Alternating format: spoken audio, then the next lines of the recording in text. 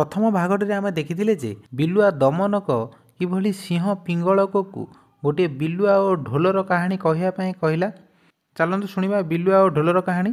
ଯଦି ଆପଣ ପ୍ରଥମ ଭାଗଟିକୁ ଶୁଣିନଥିବେ ତେବେ ପ୍ରଥମ ଭାଗଟିକୁ ପ୍ରଥମେ ଶୁଣି ନିଅନ୍ତୁ, ତାପରେ ଏହି ଭାଗଟିକୁ ଶୁଣିବେ। ଗୋମାୟୁ ବୋଲି ଗୋଟିଏ ବିଲୁଆ ଥିଲା।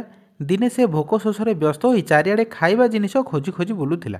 ଏଭଳି ବୁଲୁ ବୁଲୁ ସେ ଯାଇ ଗୋଟିଏ ଜଙ୍ଗଲର ତଳ ଖୋଲା ଜାଗାରେ ପହଞ୍ଚିଲା। ସେଠାରେ ଗୋଟିଏ ପୁରୁଣା ଢୋଲ ପଡ଼ିଥିଲା। ସେତିକି ବେଳେ ପାଖ ଗଛର ଡାଳଟିଏ ପବନରେ ହଲି ଢୋଲରେ ପିଟି ହେବା ଦ୍ୱାରା ସେଥିରୁ ଜୋରରେ ଶବ୍ଦ ମଧ୍ୟ ବାହାରୁଥିଲା। ଏ ଶବ୍ଦ ଶୁଣି ଗୋମାୟୁ ଡରିଗଲା। ସେ ଭାବିଲା, କୌଣସି ଗୋଟିଏ ଜନ୍ତୁଟିଏ ବୋଧେ ଏଭଳି ଶବ୍ଦ କରୁଛି। ମୋତେ ଏଠାରୁ ଦୂରକୁ ଦୌଡ଼ି ପଳାଇବା ଉଚିତ ହେବ। ପୁଣି ଭାବିଲା, ଭୟ ଓ ଖୁସି ସମୟରେ ତରତର ହୋଇ କାମ କରିବା ଠିକ୍ ନୁହେଁ। ମୁଁ ପ୍ରଥମେ ଜାଣିବା ଦରକାର ଯେ ଏ ଶବ୍ଦଟି ପ୍ରକୃତରେ କେଉଁଠୁ ଆସୁଛି। ସେ ସାହସ କରି ଆଗକୁ ଯାଇ ଢୋଲଟିକୁ ଭଲ କରି ଦେଖିଲା। ପାଖକୁ ଯାଇ ଗୋଡ଼ରେ ବଜାଇଲା ମଧ୍ୟ। ବାଜା ଶବ୍ଦ ଶୁଣି ତାକୁ ଖୁସି ଲାଗିଲା। ଭାବିଲା, ଅନେକ ଦିନ ପରେ ପେଟ ଭରି କରି ଖାଇବାକୁ ମିଳିଛି। ଏ ଭିତରଟା ନିଶ୍ଚୟ ମାଂସ ଓ ଚର୍ବିରେ ଭର୍ତ୍ତି ହୋଇଥିବ। ପ୍ରଥମେ ଢୋଲରେ ବନ୍ଧା ହୋଇଥିବା ଟାଣ ଚମଡ଼ାଟିକୁ ଭିଡ଼ି ଚିରିଦେଲା। ଟଣାଟଣିରେ ତା'ର କେତୋଟି ଦାନ୍ତ ମଧ୍ୟ ଭାଙ୍ଗିଗଲା। ଢୋଲ ଭିତରକୁ ପଶି ଦେଖେ ତ ଭିତରଟା କେବଳ କାଠର ଗୋଟିଏ ଖୋଳ। ସେ ଭାରି ନିରାଶ ହେଲା। ଏଥିରୁ ଆମେ ଶିଖିବା ଉଚିତ ଯେ ଭୟଙ୍କର ଶବ୍ଦ ଶୁଣି ଡରିଯିବା ଠିକ୍ ନୁହେଁ। ପିଙ୍ଗଳକ କହିଲା, ଆରେ ଭାଇ, ଯେତେବେଳେ ମୋର ସବୁ ଭାଇ ବନ୍ଧୁ କୁଟୁମ୍ବ ସେ ଗର୍ଜନ ଶୁଣି ଡରିଗଲେଣି ଏବଂ ଏ ଜଙ୍ଗଲ ଛାଡ଼ି ପଳାଇବା ପାଇଁ ଠିକ୍ କଲେଣି, ତେବେ କହ ମୁଁ କିପରି ଧୈର୍ଯ୍ୟ ଧରି ରହିବି? ଦମନକ କହିଲା, ଏଥିରେ ସେମାନଙ୍କର ଦୋଷ କ'ଣ? ସେବକମାନେ ତ ରାଜାଙ୍କୁ ଅନୁସରଣ କରିବେ ନା। ବର୍ତ୍ତମାନ ମୁଁ ଯାଉଛି ସେହି ଶବ୍ଦ ବିଷୟରେ ଖୋଜ ଖବର ନେଇ ଆସିବି। ମୁଁ ନ ଫେରିବା ପର୍ଯ୍ୟନ୍ତ ଆପଣ ଧୈର୍ଯ୍ୟ ଧରି ଏଠାରେ ରୁହନ୍ତୁ। ପିଙ୍ଗଳକ କହିଲା, ଆଚ୍ଛା, ତୋର ସେ ଜନ୍ତୁ ଆଗକୁ ଯିବା ପାଇଁ ସାହସ ଅଛି ତ? ଦମନକ କହୁଛି, ପ୍ରଭୁଙ୍କ ଆଦେଶ ହେଲା ପରେ ସେବକ ସବୁ ସ୍ଥାନକୁ ଯାଇପାରିବ। ସାପର ମୁହଁ ମଧ୍ୟକୁ ଏବଂ ସମୁଦ୍ର ଭିତରକୁ ବି ପଶିପାରିବ। ଯଦି ତୁ ଏତେ ସାହସୀ ତେବେ ଯା, ଭଗବାନ ତୋର ମଙ୍ଗଳ କରନ୍ତୁ।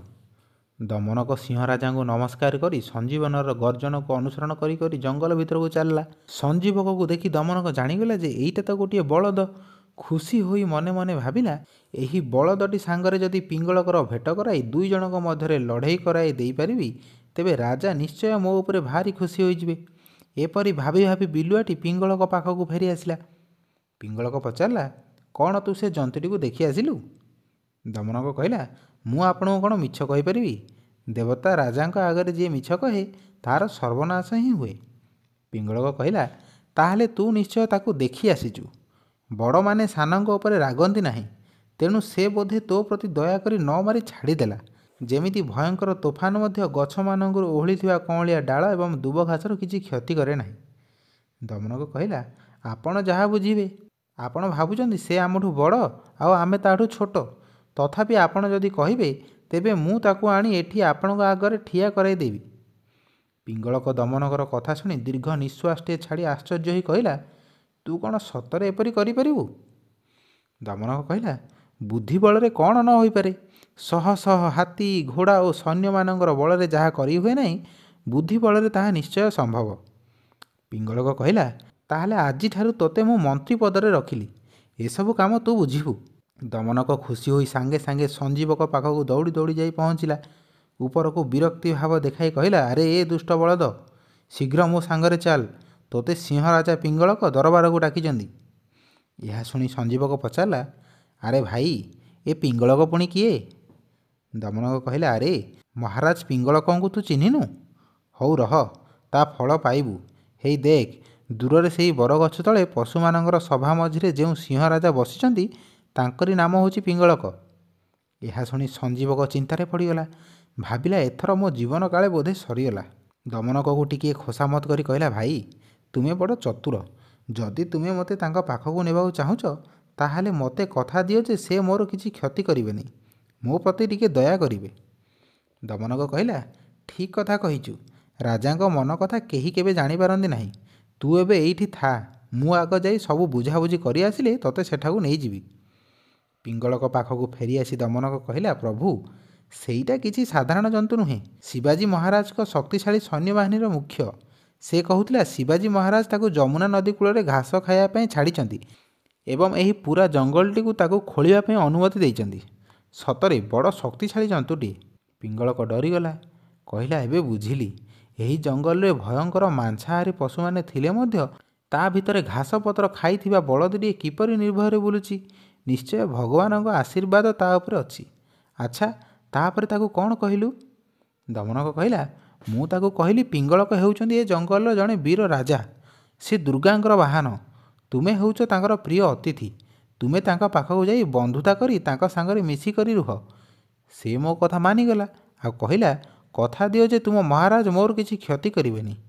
ଏବେ ଆପଣ ଯାହା ଠିକ୍ ଭାବୁଛନ୍ତି ସେପରି କରନ୍ତୁ। ଦମନକର କଥା ଶୁଣି ପିଙ୍ଗଳକ କହିଲା, ସାବାସ୍, ତୁ ମୋ ମନର କଥା ଆଜି କହିଲୁ। ମୁଁ ପ୍ରତିଜ୍ଞା କରୁଛି ଯେ ମୁଁ ତାକୁ କିଛି କହିବି ନାହିଁ। ତାକୁ କହ ସେ ମଧ୍ୟ ମୋ ଭଳି ପ୍ରତିଜ୍ଞା କରି ମୋ ପାଖକୁ ଆସିବ। ତାକୁ ଶୀଘ୍ର ମୋ ପାଖକୁ ନେଇ ଆସ। ଦମନକ ସିଂହରାଜାଙ୍କ ଅନୁମତି ନେଇ ପୁଣି ସଞ୍ଜୀବକ ପାଖକୁ ଫେରିଗଲା। ରାସ୍ତାରେ ଭାବି ଭାବି ଖୁସି ହେଉଥାଏ ଯେ, ବାଃ, ଏଥର ତ ରାଜା ମୋ ଉପରେ ପୁରା ଖୁସି ହୋଇଯିବେ ଆଉ। ସତରେ ମୋ ଭଳି ଭାଗ୍ୟବାନ ଆଉ କେହି ନାହିଁ। ସଞ୍ଜୀବକ ପାଖରେ ପହଞ୍ଚି ଦମନକ କହିଲା, ହେ ମିତ୍ର, ତୁମ କଥା ଅନୁଯାୟୀ ରାଜା ପ୍ରତିଜ୍ଞା କଲେ ସେ ତୁମର କିଛି କ୍ଷତି କରିବେ ନାହିଁ। ତୁମେ ନିଶ୍ଚିତ ହୋଇ ତାଙ୍କ ପାଖକୁ ଚାଲ। କିନ୍ତୁ ଦେଖ, ରାଜାଙ୍କ ଦୟା ପାଇଲେ ମଧ୍ୟ ମୋତେ ଯେଉଁ କଥା ଦେଇଛ ଭୁଲିବନି। ମୁଁ ବି ତୁମର ପରାମର୍ଶ ନେଇ ରାଜକାର୍ଯ୍ୟ କରିବି। ଏଭଳି କଲେ ଆମେ ଦୁହେଁ ଖୁସିରେ ରହିବା। ସଞ୍ଜୀବକ କହିଲା, ତୁମେ ଯେମିତି କହୁଛ ମୁଁ ସେହିପରି ହିଁ କରିବି। ଏହାପରେ ଦମନକ ରାଜାଙ୍କ ପାଖରେ ସଞ୍ଜୀବକକୁ ପହଞ୍ଚାଇ କହିଲା, ମହାରାଜ, ମୁଁ ସଞ୍ଜୀବକଙ୍କୁ ଆପଣଙ୍କ ପାଖକୁ ଆଣିଛି। ଏବେ ଆପଣ ଯାହା ଠିକ୍ ଭାବୁଛନ୍ତି କରନ୍ତୁ। ସଞ୍ଜୀବକ ନତମସ୍ତକ ହୋଇ ପିଙ୍ଗଳକକୁ ପ୍ରଣାମ କଲା। ପିଙ୍ଗଳକ ଡାହାଣ ପଞ୍ଝାଟା ବଳଦର କାନ୍ଧ ଉପରେ ରଖି ପଚାରିଲା, ଆପଣଙ୍କର ସବୁ କୁଶଳ ତ? ଆପଣ ଏ ଜଙ୍ଗଲକୁ କିପରି ଆସିଲେ? ସଞ୍ଜୀବକ ତାକୁ ତାହାର କାହାଣୀ ସବୁ ବର୍ଣ୍ଣନା କରି କହିଲା। ତା କାହାଣୀ ଶୁଣି ପିଙ୍ଗଳକର ସ୍ନେହ ଆହୁରି ବଢ଼ିଗଲା। କହିଲା, ମିତ୍ର, ଡର ନାହିଁ। ମୁଁ ତୁମକୁ ସବୁ ଆପଦ ବିପଦରୁ ରକ୍ଷା କରିବି। ତଥାପି ତୁମେ ସବୁବେଳେ ମୋ ପାଖରେ ରୁହ। ଏ ଜଙ୍ଗଲରେ ବହୁତ ଭୟଙ୍କର ଜନ୍ତୁମାନେ ବୁଲୁଛନ୍ତି। ଏହା କହି ପିଙ୍ଗଳକ ଯମୁନା ନଦୀ କୂଳକୁ ଯାଇ ପାଣି ପିଇ ଜଙ୍ଗଲ ଭିତରକୁ ଫେରିଲା। ସେଇ ଦିନଠାରୁ ରାଜ୍ୟର ସବୁ କାମଦାମ କରଟକ ଓ ଦମନକ ହାତରେ ଦେଇ ପିଙ୍ଗଳକ ସଞ୍ଜୀବକ ସାଙ୍ଗରେ ମିତ୍ରତା କରି ମଉଜରେ ଦିନ କଟାଇଲା। ସଞ୍ଜୀବକ ବଡ଼ ଚତୁର ଓ ଜ୍ଞାନୀ। ସଞ୍ଜୀବକ ସାଙ୍ଗରେ ରହି ପିଙ୍ଗଳକ ଅଳ୍ପ ଦିନରେ ଗୋଟିଏ ବୁଦ୍ଧିମାନ ପଶୁରାଜରେ ପରିବର୍ତ୍ତିତ ହୋଇଗଲା। ତାର ଯେତେ ଜଙ୍ଗଲୀ ଗୁଣ ସବୁ ଥିଲା ସବୁ କୁଆଡ଼େ ଚାଲିଗଲା। ଦୁହେଁ ପ୍ରତିଦିନ କେତେ କ'ଣ ପରାମର୍ଶ ଓ ଆଲୋଚନା କରୁଥିଲେ। ଅନ୍ୟ ପଶୁମାନଙ୍କ ଠାରୁ ଦୂରେଇ ରହୁଥିଲେ। କରଟକ ଓ ଦମନକ ମଧ୍ୟ ତାଙ୍କ ପାଖକୁ ଯାଇପାରୁନଥିଲେ। ଶେଷରେ ଅବସ୍ଥା ଏଭଳି ହେଲା ଯେ ସିଂହଟି ଶିକାର କରିବା ମଧ୍ୟ ଛାଡ଼ିଦେଲା। ଯେପରି ଶୁଖିଲା ଗଛରେ ପକ୍ଷୀମାନେ ବସା କରିବା ପାଇଁ ଇଚ୍ଛା କରନ୍ତି ନାହିଁ, ସେହିପରି ପଶୁ ଶିକାର କରିବା ଫଳରେ ଅନ୍ୟ ଜନ୍ତୁ ଯେଉଁମାନେ ସିଂହର ପଛେ ପଛେ ସବୁବେଳେ ବୁଲୁଥିଲେ, ଅଇଁଠା ଖାଦ୍ୟ ଖାଇ ସେମାନେ ତାଠୁ ଦୂରେଇ ଗଲେ। ସିଂହରାଜ ନିଜେ ତ ପଶୁ ମାରି ମାଂସ ଖାଉନାହାନ୍ତି, ଆଉ ସେମାନେ ବା କରିବେ କ'ଣ? କରଟକ ଓ ଦମନକକୁ ମଧ୍ୟ ରାଜାଙ୍କର ଏହି ଗୁଣ ପାଇଁ ଅନେକ ସମୟ ଭୋକରେ ରହିବାକୁ ପଡ଼ିଲା। ସବୁ ପଶୁ ରାଜାଙ୍କ ଠାରୁ ଦୂରେଇ ଯିବା ଫଳରେ ଜଙ୍ଗଲରେ ତାଙ୍କର ପ୍ରାଧାନ୍ୟ ମଧ୍ୟ କମିଗଲା। ମନ ଦୁଃଖରେ ଦିନେ ଦମନକ କରଟକକୁ କହିଲା, ଆରେ ଭାଇ, ଆମକୁ ତ ଏବେ ଆଉ କେହି ପଚାରୁନାହାନ୍ତି। ବଳଦଟା ସାଙ୍ଗରେ ବନ୍ଧୁତା କରି ସିଂହ ରାଜା ପିଙ୍ଗଳକ ତ ସବୁ କାମ ଦାମ ଛାଡ଼ିଦେଲେଣି।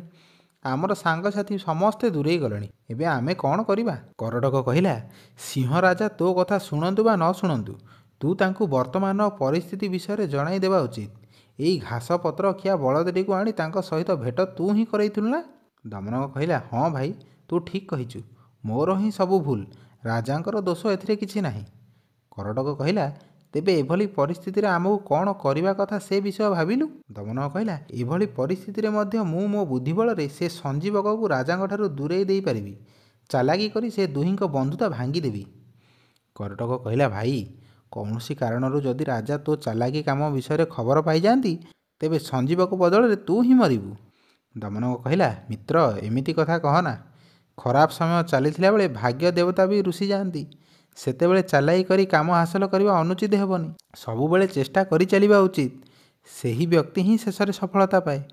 କରଟକ କହିଲା, ହଁ ଭାଇ, ତୁ ଠିକ୍ କଥା କହିଛୁ। କିନ୍ତୁ ମୋତେ ଭାରି ଡର ଲାଗୁଛି। କାରଣ ସଞ୍ଜୀବକ ଭାରି ଚତୁର ଓ ସିଂହ ରାଜାଙ୍କ ପ୍ରକୃତି ଭୟଙ୍କର।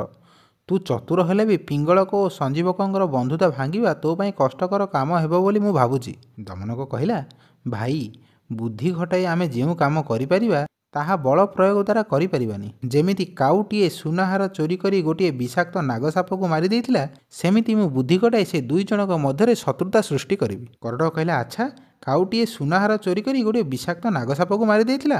ଏ କଥାଟି କ'ଣ ମୋତେ କହିଲୁ? ଏହାପରେ ଦମନକ ଗପଟି କହିବା ଆରମ୍ଭ କଲା। କିପରି କାଉଟିଏ ସୁନାହାର ଚୋରି କରି ଗୋଟିଏ ବିଷାକ୍ତ ନାଗସାପକୁ ମାରି ଦେଇଥିଲା ତାହା ଆସନ୍ତା ଭାଗରେ ଦେଖିବା। ଧନ୍ୟବାଦ।